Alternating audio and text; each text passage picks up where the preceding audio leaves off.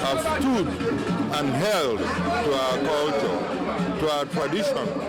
And I think our generation and generation yet unborn must live with the tradition left with us. The pride of a man remains in his tradition. His identity is his tradition. And a tradition is an embodiment of the man's life. So we will not let go. Culture is not just dancing and everything, you know. The way we bring up our children, at the age of 10 to 12, all the boys must enter the masquerade society. When you join the masquerade society, you are now taught the morals of life going forward. You have to be honest, you know, you don't steal and all of that. And we still maintain all of this. Our masquerades are there not just to display for entertainment, but there are moral sense in what they do. Cultures learn from one another. And the more we relate to ourselves, the more we can learn from one another. If once you mention your name, the other man will know whether you're for or not. It is a close-knit society, close-knit family, and it's been helping our town in the kind of progress that we are making because of that affinity.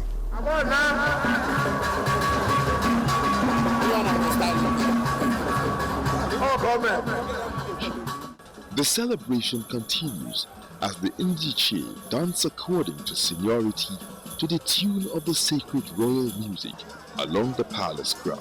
The sonorous beat changes in accordance with the respective titles and positions, one after the other. They dance with their spears, after which they hang their caps on their spears and take their seats. One striking sight is the multitude of colors on their caps. Subsequently, one after the other, the Ndiche appear before the Obi for salutation.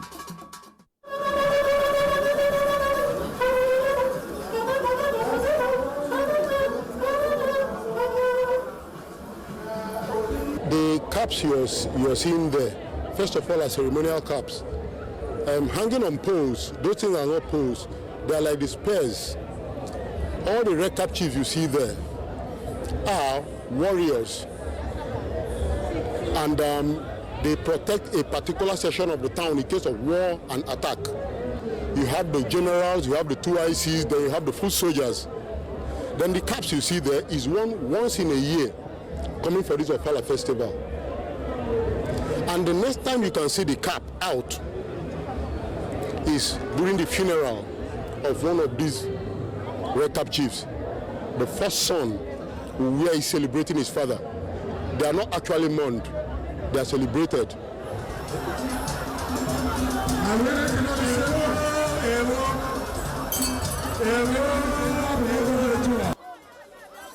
The Obi rises for the second appearance in the square by walking ahead of a procession amidst songs and dances, after which he continues to sit on the royal throne.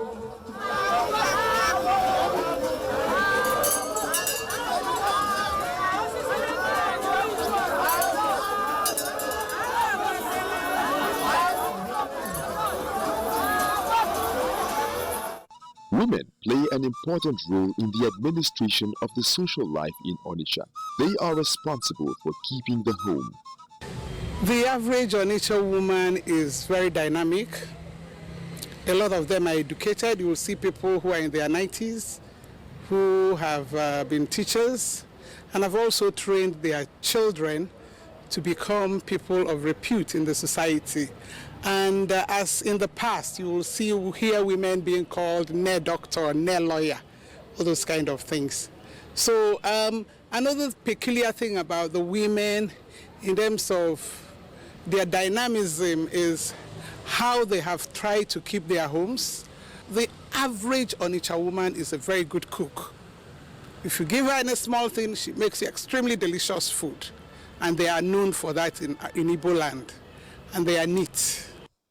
All free-born Onitsha women are eligible to wear large pieces of ivory tusks, referred to as odu, on their arms and legs as a demonstration of their attainment in life. According to tradition, A woman cannot wear ivories if her husband is alive and untitled, but she can put them on after his death. We have women in different categories, the highest category being, in terms of elite women, the Otuodo group. These are women who have, either through their own acquisition of wealth or through their children or their husband, have been elevated to that prestigious society. It's an all-women thing. Otuodo is an ivory society. It's a prestigious society. It's the highest society. Any Onitsha woman, by marriage or birth, can ascribe to join. And it's the third in the hierarchy of leadership in Onitsha Kingdom. Because you have the Obi and the Obi in council, the Agbalanze, then followed by the Otuodo. Presently, any woman married to an Onitsha man can wear ivory tusks, but some say traditionally only Onitsha women and those from revering Igbo groups are eligible. During the festival, the traditional royal music sets the rhythm for the Obi's dance during his 3 outings. The royal drums, like most traditional drums, are made of stretched animal hides over a wooden frame, which are sometimes tied together with raw hides. The egwota, as it is called, is made up of 4 drums and a gong which dangles from a rope and is beaten on its opposing sides by 2 men who sit facing each other knee to knee. The third appearance of the Obi marks the end of the first day of the Ofala festival.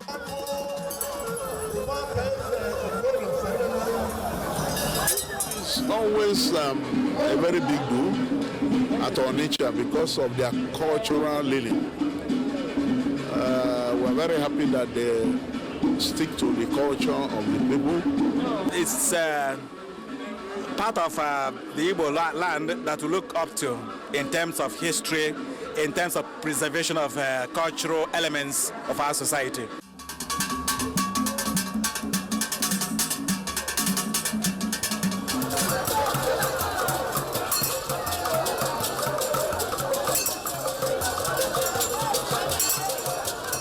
The Azuofala is observed the following day. This involves the Obi appearing in the square without his outstanding large multicolored crown. He appears in a feathered red cap with a gold band crown.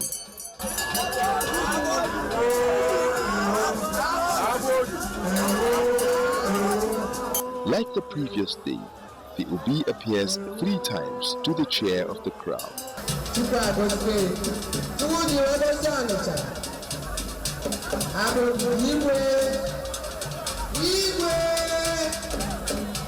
Dances and songs by various age-grade societies, adorned in their different colorful traditional attires, are performed with an eye-catching and beautiful war dance.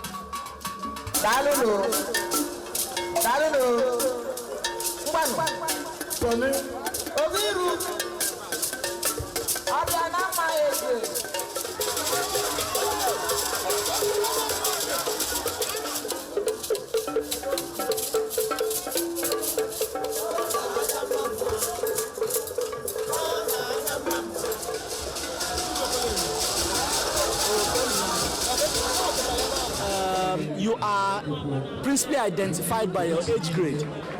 You're all supposed to have grown up together, you do things together, and when you are celebrating, you celebrate together. When you are in mourning, they are there to support you. And indeed, when you pass from this life, it's them who are also principally engaged in seeing to the funeral rites. The Indiches, Agbalanze and the Otuodo age grades are members of the council that controls the rulings of the town, that regulates whatever that happens in the town.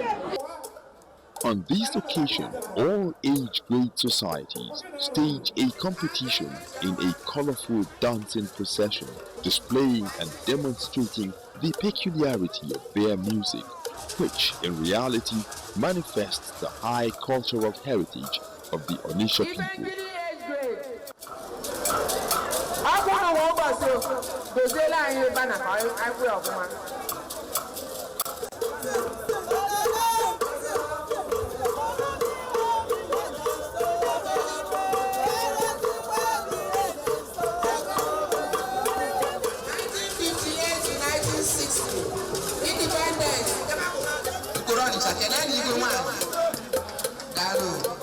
Thank you so much.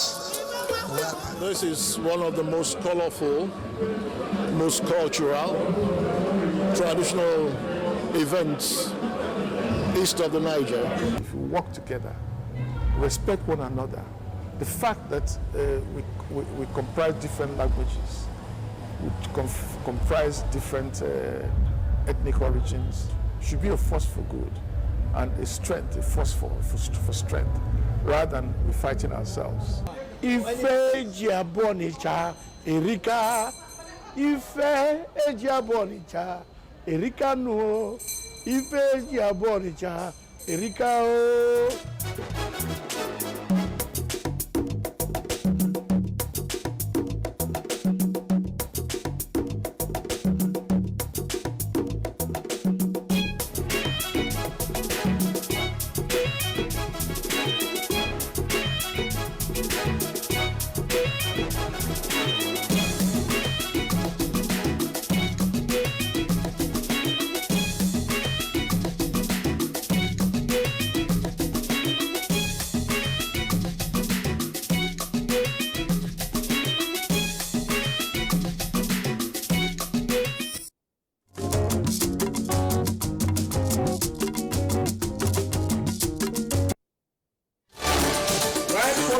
Right thickness. That's what Total Aluminium gives you.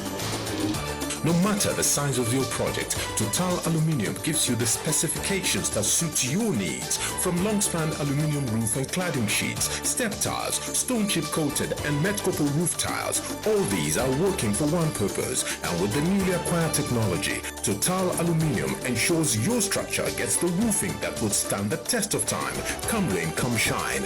Total Aluminium Systems Limited. They offer you efficient customer service.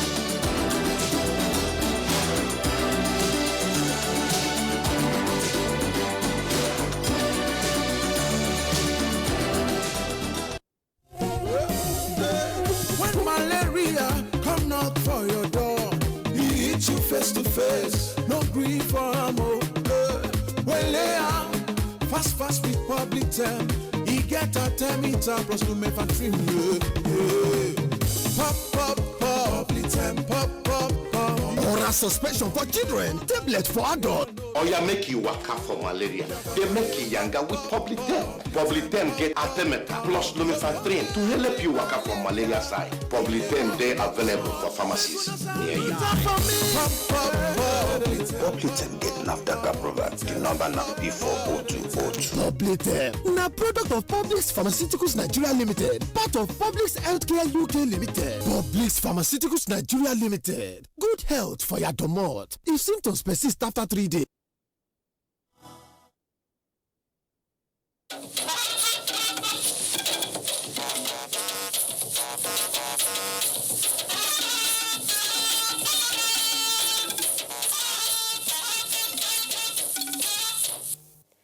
Hello out there, it's News Extra Night and my pleasure to be here in the driving seat. Well, tonight is exciting because it's actually News Extra raised to power 2. We'll begin with a whole lot of stories. That of the presidency, knowing how the president is particular about the security of lives and property of Nigerians. And that will dovetail naturally into other security and safety stories. The polity today is not left out as we revisit the President's Democracy Day speech. There is also the interesting report of the EU and civil society of the 2019 elections making the rounds. Now, let's not waste time on the preliminaries, but be sure there is a bit of business development, plenty on health and sports. So just take it easy, sit back, and let me take you through the ride. I am Fatima Umar Buba, and this is News Extra. The federal government is reassuring Nigerians that national interest will continue to guide any decision to be taken on the agreement establishing the African Continental Free Trade Area.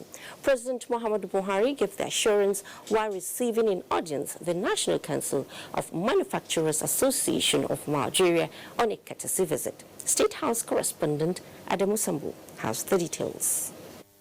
The National Council of the Manufacturers Association of Nigeria, MAN, led by its president, Mansur Ahmed, was in the State House to formally appreciate the Buhari presidency for what it calls consistent efforts at sustaining the growth trajectory anchored on improving Nigeria's business environment. Mr. Mansur Ahmed enumerated the ease of doing business project, fight against corruption, focus on poverty reduction, job creation and inclusive growth, as well as the launch of the Economic Recovery and Growth Plan as some of the credible policies that have driven the economy forward. He, however, noted that despite the significant progress recorded in the last 4 years, it is clear that the nation's economy is still fragile. With the gross domestic product growing at 2.01%, below the population growth rate, the clouds are still threatening, and the task of driving the economy forwards and upwards is still enormous. But, Your Excellency, we are encouraged by the very strong commitment you expressed only last week in your Democracy Day address, when you said that in your second term, your administration will do even more, not only to continue to drive the economy on the path of sustained growth, but indeed to create a more inclusive and sustainable economy. Your Excellency, thank you for keeping faith with your promise of partnership with the private sector to grow the Nigerian economy and improve the well-being of Nigerians. President Muhammadu Buhari, who described the show of support and appreciation by MAN as welcoming, said he is ready to receive the report of a committee it set up to assess the potential cost and impact of signing the Continental Free Trade Area Agreement. The president told the association that the African Continental Free Trade Area Agreement is on the agenda for the upcoming AU summit in Niamey, Niger Republic next month. I don't think we have the capacity, when I say we Nigerians, to effectively supervise or see that our colleagues in AU do not allow their countries to be used to dump things on us to the detriment of our young industries and our capacity to give foreign exchange to imported goods. President Buhari promised to look into the presentation by MAN, which highlighted critical issues of concern to the manufacturing sector. I assure you that I very much know our problems in terms of population, unemployment, especially of the aggressive young people. We need to move very fast, so the government will try and encourage you as much as possible. So there's a problem of unemployment and provision of goods or services relative to our population and state of development can be tolerated.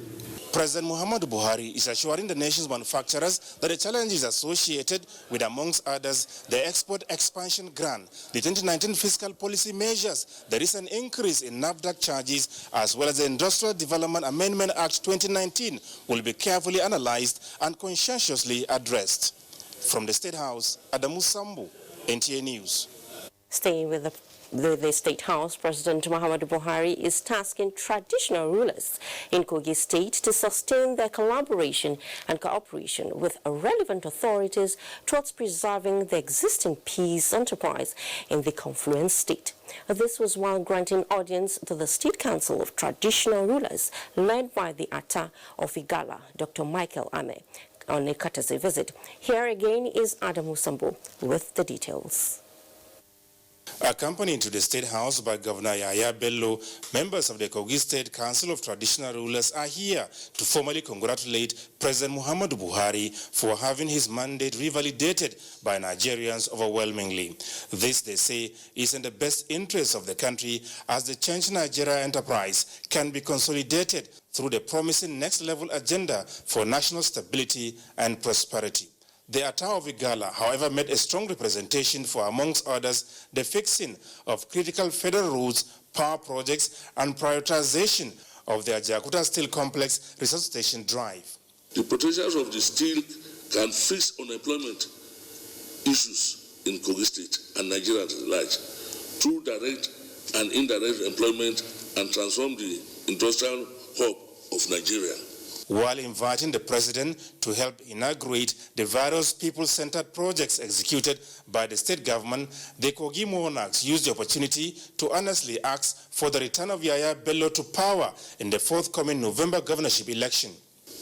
As fathers, domicile at home, knowing the past and current realities, we are coming to demand endorsement for His Excellency Governor Yaya Bello for re-election, for the sake of prosperity, fairness, equality, and growth of our dear states. Some people in the media, they already say we are playing politics. We are not playing politics, we are being realistic. When you are realistic, you say things as they are. We came to reintroduce our governor to the president and demanded for normal support since they belong to the same party. What is happening in Kogi State is a revolution. A revolution in the sense that they are seeing governance like never before. The only assurance I can give to my real fathers and the good people of Kogi State is nothing other than good governance, and to continue to deliver on my promises with the fear of Almighty God. President Muhammadu Buhari appreciated the royal fathers for the show of support not only to him but also the Yaya Bello administration, which he described as reassuring. While promising to look into their demands for necessary action, the president made a case for sustained efforts at maintaining peace in the confluent state. You really occupy a very strategic place in the country, security-wise and political-wise. Nothing can be achieved without relative peace. And I'm very pleased you have taken to agriculture that really keep yourself busy. And once people are kept busy, there will be peace across the communities, neighborhoods, and relative to the country. President Muhammadu Buhari is reassuring Nigerians that the trust and confidence reposing in him by the renewal of his mandate will neither be toyed with nor misplaced. Taking Nigeria to the next level, he maintains, is a task that must be done. From the State House, Adamu Sambu, NTA News. In the meantime, President Muhammadu Buhari has condemned the current attacks on the people of Gona in Taraba State and ordered security forces to end the violence immediately and decisively. The president warned that attacks on innocent people in the name of revenge or whatever motives will not be tolerated by the government. He explained that nobody should take the law into their own hands because doing so will result in anarchy, which in turn will make everyone unsafe.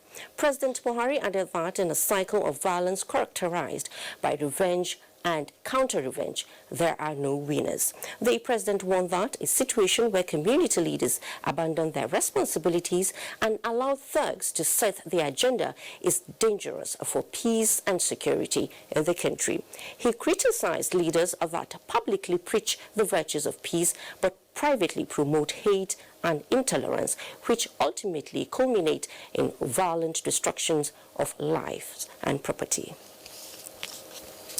Moving on now, a special tactical squad attached to Puff Adder in the Northwest has recorded another major breakthrough with the arrest of a notorious kidnapper, Abubakar Umar. Francis Form reports that the latest success in making a life unbearable for the criminals is gradually restoring public confidence. The heat is becoming unbearable for criminals in the Northwest region, with Operation Puff Adder daily recorded breakthrough. 2 weeks ago, 93 suspected kidnappers along Kaduna Road were paraded after being arrested by operatives of Operation Puff Adder. Another set of kidnappers, cattle rustlers, bandits and car snatchers have fallen into police net. Not even their trick to use this 29-year-old breastfeeding mother, Senior Esther, who concealed an AK-47 in a traveling bag to deliver to them, could pass through the vigil eyes of the operatives. To take this bag all the way from Ondo State to somewhere in Ogun State. Many of the criminals made confessional statements, confirming the intelligence reports from the public, which made it possible for the high-profile arrest. All of these persons that we're presenting to you have been positively been indicted by our investigations in one way or the other. We believe by the time we're able to cut off weapon supply and cut off food supply to the criminals, we'll be able to smoke them out of their holes like mere rodents. This is our approach, and we'll be pursuing it very vigorously. 28 trucks of logistics supply for the bandits were also intercepted. In Abuja, Francis Form, NTA News. You know, every professional endeavor has its challenges and risks. For the armed forces, the risks are a matter of life and death. It's not surprising, therefore, that the critical naval formations in the Niger Delta, tasked with safeguarding national maritime assets, say they face a number of peculiar challenges while carrying out their mandate. Najatu Tijani, in the creeks with them, has a situation report. Every profession has hazards and challenges, but dealing with natural and man-made disasters, which the personnel of the Nigerian Navy do regularly, may not be part of the bargain. Some reporters are about to experience this firsthand. Accompanied the Nigerian Navy on a routine patrol. This is what one of their routine patrols looks like. We're currently at a place called Bacana Creek, where we actually came upon a group of people engaged in illegal activities. The suspects are apprehended with more than 50 drums of crude oil obtained illegally from pipes. They are taken ashore, where they will be handed over to relevant authorities. One of the suspects, a teenager from northern Nigeria, says he was lured by the prospect of making a quick buck. They all seem oblivious to the environmental impact of their action. We've actually waded through marshy, muddy land to get to this particular point across Bacana Creek, where activities of illegal oil refiners are evident. There are pipes running across the ground and discharging waste into this creek. The evidence of the destruction can also be seen for miles and miles away. The destruction to the plant life covered in crude oil. The Nigerian Navy says it grapples with such actors daily who show no concern for the negative impact they make on the environment and pipeline products. Najatu Tijani, NTA News. Keep up the good work, Nigerian Army. Remember Daddy Shoki and his song, Fire in My Country? Well, traders of the modern market, Makurdi, the Benue State capital, who love that song, might not find it enjoyable again for a while, as they came face to face with fire in their market. Charles Abba says traders are still counting their losses as the fire engulfed it Tuesday evening, razing over 200 shops and destroying goods worth millions of naira. It was some minutes past 6 Tuesday evening when traders at the modern market had barely locked their shops that thick smoke clouded the sky, sending signals to concerned citizens that fire disaster loomed. In spite of efforts by fire servicemen and volunteers, various shops were engulfed by the blaze. Bridget Obekba and Chukwuemeka, who are among shop owners, said they could not salvage any of their articles from the fire. Please, we are pleading. We are tired of border market getting burnt every day. Oga free me. They push up for me. I don't go market. Now last week I go back. What do I make? Some observers of the unfortunate incident commended the volunteers who contributed significantly in bringing the fire under control. They, however, made a case for more firefighting facilities and roads into markets in order not to hinder accessibility for men of the fire service in the event of fire outbreaks, as was the case with this incident. Authorities at the fire station at the market were not available for comments, and the cause of the fire could not be ascertained as at the time of filing this report. Security operatives are, however, on ground to prevent any acts of criminality. This is not the first time that fire disaster has occurred in this market. The first was in 2014. DA News. Quite unfortunate. That of a gas retailer. Gas fumes and cause even the rate took regulators to the doors of some operators of illegal gas retailers in Abuja. Energy correspondent Dear Samson tells us more. And whether you are superstitious or not, this next story sure sounds bizarre, as Muhammad Adibowali tells us that what could have ended up a day of celebration turned a black evening for some travelers and their families on Lagos-Ibadan Expressway, following a fatal road traffic accident which claimed 8 lives. Now, here is the twist. A similar accident occurred on the same spot on June 12 last year, and the FRSC is saying it couldn't have been a coincidence. Let's watch. The Lagos-Ibadan Expressway, constructed some 48 years ago, is about 128 kilometers. The highway remains one of the busiest expressways in the country due to its critical contribution to commerce and social life. Available records indicate that an estimated 25,000 vehicles traveled on the road on a daily basis. Unfortunately, not all the vehicles get to their destinations, while many sustain injuries from fatal accidents, others lost their lives. If we are patient, there is likely to be reduction in the number of accidents we witness on this road.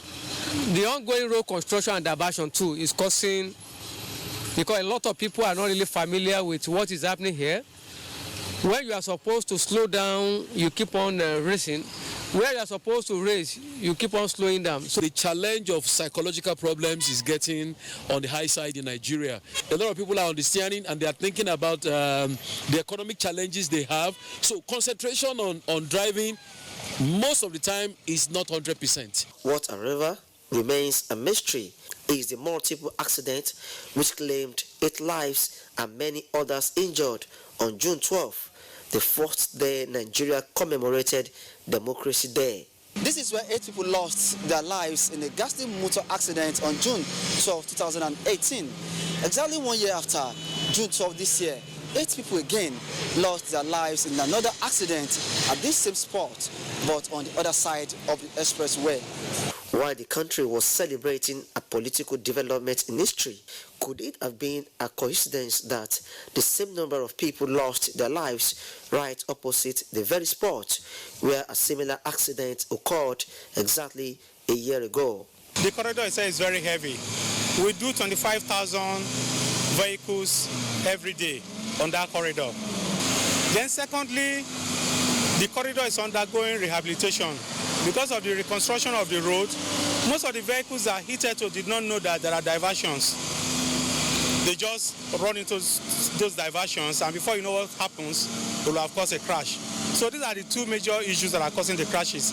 But added to it is the condition of some of the vehicles, especially the trucks. That is the greatest challenge we have here, and these trucks are very old. For the FRSA is to remind motorists to note that the ongoing rehabilitation works on the road requires extra care to avoid unnecessary road traffic crashes. In Abeokuta, Mohammed Adibowale, NTA News.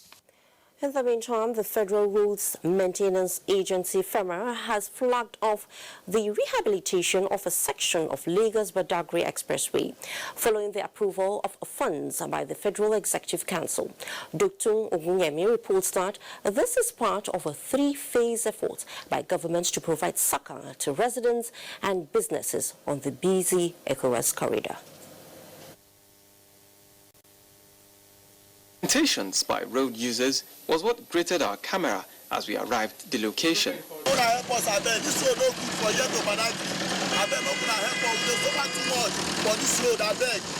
Their plight can only be understood after experiencing the enormous damage on almost the entire stretch of the road, and this has been the situation for years. Mrs. Bridget sells granuts by the roadside. Like most residents and business owners, she's been affected in more ways than one. Instead of me selling this thing for 50 naira, I sell it for 150. Very expensive. And again, it affects me in the sense that the time I could have used to get to that place, usually I go there 15-30 minutes. For now, I will get there 1 hour time. The time is also affecting me in that area. And it's also affecting our heads. Rising to this challenge, this flag-off is expected to bring succor to road users. The FEMA section was approved by the Federal Executive Council on the 20th of May, which is about 3-4 weeks ago. And so the contract was approved for FEMA to proceed. And we've done all the documentation, all the formalities to start the work, and we are here today. So we are set to start today. Residents say there should be no delay in the completion of the project. We are happy, but the only thing is that not commissioning it and before you know it, it disappear. But if the work will start immediately, we are happy. Please, if this commission can be worked, let this road fish in order. The 12-kilometer section of the road is expected to be completed within 6 to 12 months. In Lagos, Dotun Oguyemi, NTA News. And the Federal Road Safety Corps has called on applicants flooding driver's license centers for the renewal of their driver's license to desist from doing so and use the bypass capture scheme of the process. A statement by the Corps Public Education Officer, BC Kazim, indicates that FRSC introduced the bypass capture functionality on the national driver's license to improve the ease of obtaining the license and save applicants time on waiting for capture. According to the public education officer, an applicant for bypass capture will simply make payment online and visit the collection center to pick up the permanent license when it is ready. And such, no need to visit any driver's license center to capture biometric information again. An applicant who is either renewing or applying for a reissue can use the bypass capture feature. A good one there, I must say. Vice President Osinbajo re-echoes a federal government's commitment to position Nigeria as an industrialized country in the next 10 years. Details when we return. Please stay tuned.